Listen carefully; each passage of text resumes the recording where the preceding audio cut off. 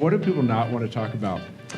Money, race, class, gentrification. So I thought I'd start with money. So the $120 million of cost for the Queensway, we are looking at a variety of different sources for that. How much do you think it would cost to maintain annually? And I guess each of y'all could answer that question when you go over it. We're estimating anywhere between $2 and $4 million a year.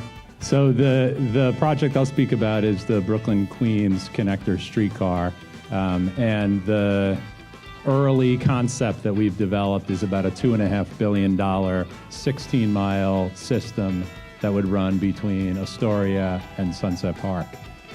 In terms of operations, it's about a $30 million annual operational cost.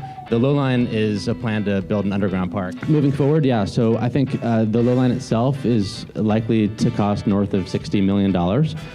So a lot more of a bargain than other projects, but not a transformative transportation effort. You really raise an important point. I think in the Queensway's case, if you look at the community boards, I think 9 and 6 in Queens, they are the most culturally diverse in the city of New York. A project is embedded in the community and feels enmeshed with and connected with the people who actually live there. You are changing neighborhoods, and you got to get it right, and you have one chance to do it right. There's 13 NYCHA developments along the corridor. There's 44,000 people living in those NYCHA houses. There are some of those types of neighborhoods that today are very disconnected from transit.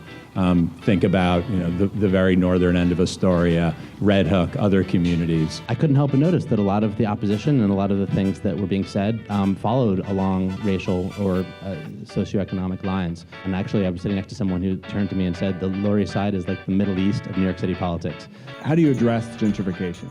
Along the full corridor from Astoria to Sunset Park, the majority of housing within that corridor is protected in some way. The key there is that the residents who are there today will be the residents who are there in the future who will be able to reap the benefits that this new system brings to these neighborhoods.